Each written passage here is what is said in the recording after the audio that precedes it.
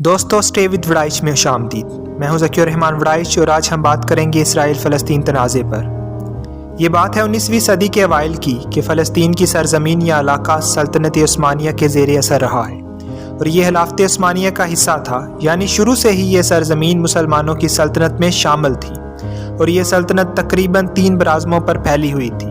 1878 کے ottoman record کے مطابق یہاں پر تقریباً 87% مسلمان آباد تھے، 10% عیسائی اور صرف 3% یہودی تھے۔ دوستو پھر ایک دم سے پوری دنیا سے یہودی یہاں آ کر آباد ہونا شروع ہو گئے۔ برطانیہ نے اس علاقے کو لے کر ورلڈ وار 1 کے وقت 3 معاہدے کیے۔ فرانس کے ساتھ معاہدہ کیا کہ ہم اس علاقے کو اپنے پاس رکھیں گے۔ شریف حسین جو کہ مکہ کے رولر تھے، ان کو کہا کہ اگر آپ بغاوت کرتے ہیں تو یہ علاقہ آپ کو ملے گا، اور یہودیوں سے وعدہ کیا کہ یہاں ان کے لیے ایک علیحدہ ریاست بنائی جائے گی۔ دوستو ایسا علاقہ جہاں 87% مسلمان آباد تھے، اس کے مستقبل کا فیصلہ دوسرے لوگ کر رہے تھے۔ ورلڈ وار 1 کے بعد برطانیہ اور فرانس جنگ جیت گئے اور سلطنت عثمانیہ حصوں میں تقسیم ہو گئی۔ اس کے بعد برطانیہ کا اثر و رسوخ یہاں بڑھ گیا اور یہودیوں کو فیسیلیٹیٹ کیا گیا تاکہ وہ یہاں اپنی رہائش قائم کر سکیں۔ 1947 میں UN نے فلسطین کو تقسیم کر دیا اور یہاں پر یہودی ریاست قائم کر دی۔ سوال یہ پیدا ہوتا ہے کہ یہودی اس علاقے میں ہی آ کر آباد کیوں ہونا چاہتے تھے؟ یروشلم مسلمانوں، عیسائیوں اور یہودیوں تینوں کے لیے ہی بڑی مقدس جگہ ہے اور یہودی یہ سمجھتے ہیں کہ ان کے مذہب کا آغاز یہیں سے ہوا تھا۔ دوستو برطانیہ کی مدد سے پوری دنیا سے یہودی یہاں آ کر آباد ہونا شروع ہو گئے۔ 1929 سے لے کر 1939 تک یہاں پر تقریباً 3,20,000 یہودی آ کر قابض ہو چکے تھے، جو ایک زمانے میں صرف 3% ہوا کرتے تھے، اب 30% سے بھی زیادہ ہو گئے۔ 1936 میں فلسطینی مسلمان برطانیہ اور یہودیوں کے خلاف اٹھ کھڑے ہوئے کیونکہ ان کی سرزمین پر قبضہ کیا جا رہا تھا۔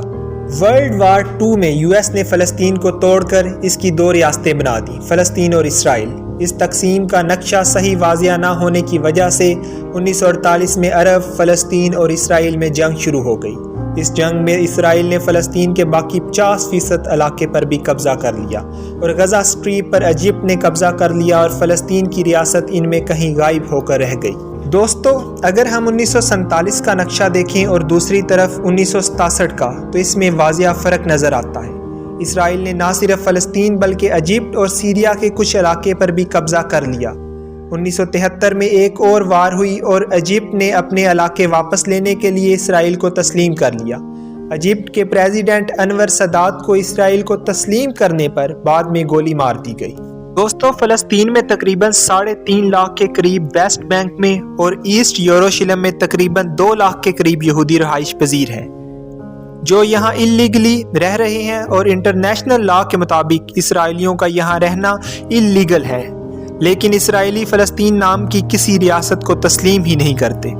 دوستو فلسطین میں یہودیوں کو آباد کرنے کے لیے ایک باقاعدہ پلان بنایا گیا اور اس کو 4 مرحلوں میں تقسیم کیا گیا۔ پہلے مرحلے میں یورپی اور امریکی یہودیوں کو فلسطین ہجرت کرنے پر اکسایا گیا۔ دوسرے مرحلے میں عالمی سپر پاور طاقتوں کو اس مقصد میں امداد کے لیے راضی کیا گیا۔ تیسرے مرحلے میں فلسطینیوں سے زمین خریدنے اور چوتھے مرحلے میں فلسطینی سرزمین پر پرتشدد تحریک شروع کرنا اور طاقت کا استعمال کر کے فلسطینیوں کو بے گھر کرنا تھا۔ فلسطینیوں سے زمین خریدنے کا جب مرحلہ آیا تو فلسطینیوں نے اس سے انکار کر دیا، جس کے بعد فلسطینیوں پر پرتشدد کارروائیوں کا آغاز کر دیا گیا اور 7,50,000 فلسطینی مرد، بچے اور عورتیں جبری طور پر اپنے علاقوں سے بے دخل کر دی گئی۔ دوستو ایک وقت تھا اسرائیل کی خبر کسی عرب اخبار میں شائع نہیں ہو سکتی تھی۔ سعودی عرب کے کسی اخبار میں یا کسی ریڈیو میں اسرائیل کا لفظ لکھا اور بولا نہیں جا سکتا تھا۔ یوں محسوس ہوتا تھا جیسے عربوں کے لیے اسرائیل سے بڑی کوئی گالی نہیں ہے۔ دوستو کیا وجہ ہے کہ پاکستان کے سب سے چھوٹے صوبے خیبر پختونخوا کے آدھے سے بھی آدھے رقبے کے برابر قائم ایک ملک اپنے سے کئی 100 گنا بڑے عرب ملکوں سے طاقتور ہے؟ اگر ایک جملے میں اس کا جواب دیا جائے تو وہ ہے امریکی سرپرستی۔ لیکن دوستو کہانی صرف اتنی ہی نہیں ہے، اس کی سیاسی اور تاریخی اور جغرافیائی وجہ بھی ہے۔ دوسری جنگ عظیم کے دوران میں جرمنی اور پولینڈ میں یہودیوں کا قتل عام ہوا، جسے ہولوکاسٹ کے نام سے جانا جاتا ہے۔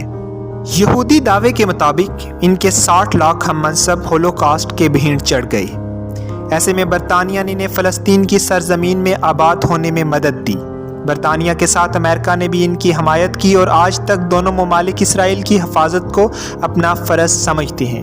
وہ ایسا کیوں سمجھتے ہیں؟ اس کی ایک اہم وجہ تو یہ ہے کہ مغربی طاقتیں یہ سمجھتی ہیں کہ عرب خطے میں اسرائیل ہی ایک صرف ایسا ملک ہے جو جنگ یا امن دونوں صورتوں میں مغربی مفادات کا تحفظ کرے گا۔ انہیں ترکی، اردن، مصر حتیٰ کہ عرب ممالک پر بھی بھروسہ نہیں ہے۔ مغربی ممالک کی اس کمزوری کو اسرائیل خارجہ پالیسی کے مہرے کے طور پر استعمال کرتا ہے۔ اسرائیل کو امریکہ کی مدد کے ساتھ ساتھ جو چیز سب سے زیادہ طاقت دیتی ہے وہ اس کی ملٹری ٹیکنالوجی میں مہارت ہے۔ امریکہ، برطانیہ اور فرانس اپنا جدید اسلحہ اسرائیل کو ترجیحاً فراہم کرتے ہیں۔ حیرت کی بات ہے کہ اسرائیل کو اسلحہ دینے والے ممالک میں وہ ممالک بھی شامل ہیں جو انسانی حقوق یا عالمی قوانین کی معمولی خلاف ورزیوں پر بھی دوسرے ممالک کا اسلحہ روک لیتے ہیں۔ مثال کے طور پر 2006 کی لبنان جنگ کے دوران اسرائیلی فضائیہ کے ہاتھوں مارے گئے بچوں کی تصاویر وائرل ہو رہی تب بھی امریکی صدر نے اسرائیل کو F-16 طیاروں کی فراہمی نہیں روکی تھی، بلکہ تنقید کرنے والوں کے منہ یہ کہہ کر بند کرنا چاہے کہ امریکہ نے اسرائیل کو F-16 دینے کا معاہدہ توڑ دیا تو آئندہ کوئی ملک بھی امریکہ پر یقین نہیں کرے گا۔ حالانکہ صرف 16 سال پہلے امریکہ نے پاکستان سے پیسے لینے کے باوجود F-16 طیارے دینے سے انکار کیا تھا۔ 2016 میں امریکہ نے اسرائیل سے ایک اور معاہدہ بھی کیا ہے۔ اس معاہدے کے تحت اسرائیل کو 10 سال کے دوران 38 ارب ڈالر کا جدید اسلحہ ملے گا، اور وہ بھی بالکل مفت۔ دوستو، اگر ہم پاکستان اور اسرائیل کے تعلقات کو دیکھیں تو قیام پاکستان کے وقت ہی یہ اعلان کر دیا گیا تھا کہ پاکستان کبھی اسرائیل کو تسلیم نہیں کرے گا، اور یہ الفاظ کسی اور کے نہیں بلکہ قائد اعظم محمد علی جناح کے ہیں۔ اول دن سے اسرائیل پاکستان سے حائف تھا اور پاکستان کا وجود اسے تسلیم نہیں تھا۔ پاکستان کے پہلے وزیر اعظم لیاقت علی خان کو ایک بڑی رقم بطور امداد پیش کرنے کا لالچ دیا گیا تھا، جو کہ اس وقت اربوں کی مالیت تھی، اور شرط رکھی گئی تھی وہ صرف ایک بار اپنی زبان سے اسرائیل کو تسلیم کرنے کا اعلان کر دیں۔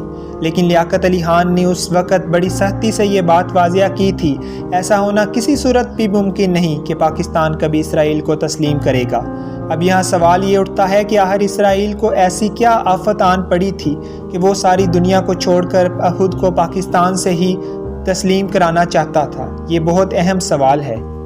دوستو، پاکستان بننے کے چند سال بعد ہی اسرائیل کے وزیر اعظم نے اسرائیلی قوم کو مخاطب کر کے کہا تھا کہ تمہیں عربوں سے کوئی خطرہ نہیں ہے، تمہیں خطرہ صرف پاکستان سے اور پاکستان کے وجود کو مٹانا ہوگا۔ دوستو، اگر فلسطین اور اسرائیل کی موجودہ صورتحال کو دیکھیں تو فلسطینی مسلمانوں پر اسرائیل کے مظالم آج بھی جاری ہیں، اور عید سے کچھ دن پہلے مسجد اقصیٰ پر حملہ کیا گیا ہے اور 200 فلسطینیوں پر سیدھی گولیاں چلائی گئی ہیں، جس میں فلسطینی مسلمان زخمی اور شہید ہوئے ہیں۔ اس موجودہ حملے کی بنیاد شیخ جرات ایک علاقہ ہے۔ اگر ہم فلسطین اور اسرائیل کا 1947 اور 1965 کا نقشہ دیکھیں تو اس میں واضح فرق نظر آتا ہے۔ 1967 کے بعد اسرائیل نے فلسطینی علاقے اور غزہ پر مزید اپنی بستیاں قائم کرنا شروع کر دیں۔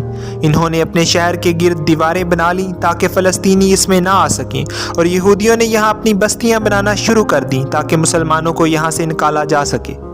اگر ہم 2000 کا نقشہ دیکھیں تو فلسطینی یہاں بہت کم رہ گئے ہیں، باقی سارے فلسطین پر یہودی قابض ہو گئے ہیں، اور یہ فلسطین کو کوئی ملک مانتے ہی نہیں۔ اب فلسطینی مسلمانوں کے پاس صرف 2 جگہیں بچی ہیں، ایک غزہ اور دوسری ویسٹ بینک، اور یہاں پر موجود یروشلم۔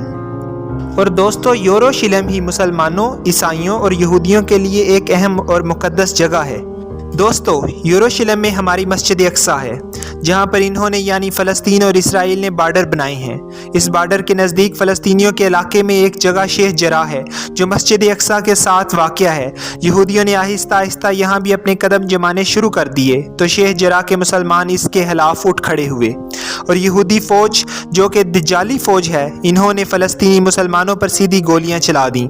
دوستو، یہودیوں نے شیخ جرا پر قبضہ کرنے کی نیت سے ہی انہوں نے فلسطینی مسلمانوں پر گولیاں چلائی ہیں اور مسجد اقصیٰ کی بے حرمتی کی ہے۔ دوستو، ایک دفعہ دونوں فریقین کے مابین سیز فائر ہوا اور 2 شرائط طے کی گئیں کہ ایک مسجد اقصیٰ کا احترام کریں گے اور دوسرا شیخ جرا والے معاملے پر یعنی مسلمانوں کو تنگ نہیں کریں گے۔ یہودیوں نے پہلی شرط کی ہی خلاف ورزی کر دی ہے اور پھر ایک بار مسجد اقصیٰ پر حملہ کر دیا گیا ہے۔ مسجد اقصیٰ کی بے حرمتی کی گئی ہے۔ مسلمان نماز جمعہ کے بعد مسجد اقصیٰ میں بیٹھے تھے، عبادت کر رہے تھے، اللہ کا شکر ادا کر رہے تھے، تو اسرائیلیوں سے یہ بات برداشت نہیں ہوئی اور مسجد اقصی پر اسرائیلی فوج چڑھ دوڑی اور مسلمانوں پر مظالم شروع کر دیے۔ اسرائیلی اپنے وعدے سے مکر گئے ہیں، اور اگر اب حماس کی طرف سے اس کا جواب دیا جاتا ہے تو دنیا یہ نہیں کہہ سکتی کہ حماس یعنی فلسطین نے وعدہ خلافی کی ہے، جبکہ یہودی پہلے ہی یہ شرط مان چکے تھے کہ مسجد اقصی کی تعظیم کی جائے گی اور مسجد اقصی میں مسلمانوں کا احترام کیا جائے گا۔ لیکن دوستو، اسرائیل ایک ایسی قوم ہے جسے امن پسند نہیں۔ دوستو، اسرائیل کے مسجد اقصی اور مسلمانوں پر ہونے والے حملے ہم سب پر حملے ہیں۔ کعبے کا طواف کرنے والے، روضہ رسول صلی اللہ علیہ وسلم پر حاضری دینے والے، وہ کسی بھی خطے سے تعلق رکھتے ہوں، ظالم کے ظلم کے خلاف آواز اٹھانا ہر فرد کی ذمہ داری ہے۔ ظالم دہشت گرد اسرائیل ہزاروں سال سے اپنے گھر، وطن اور اپنے مقدسات کا تحفظ کرنے والے القدس کے مسلمانوں پر وحشیانہ اور ہلاکت خیز حملے جاری رکھے ہوئے ہیں۔ دوستو، مقدس شہر القدس کی آبرو، وقار اور عزت و حیثیت کا تحفظ ہر مسلمان پر فرض ہے۔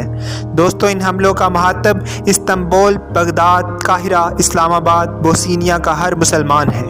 دوستو، اب تک کے لیے اتنا ہی۔ اگر ابھی تک آپ نے ہمارے چینل کو سبسکرائب نہیں کیا تو اسے سبسکرائب کریں اور بیل آئیکن کا بٹن ضرور دبائیں تاکہ ہر نئی آنے والی انفارمیٹیو ویڈیو آپ کو مل سکے۔ اللہ حافظ۔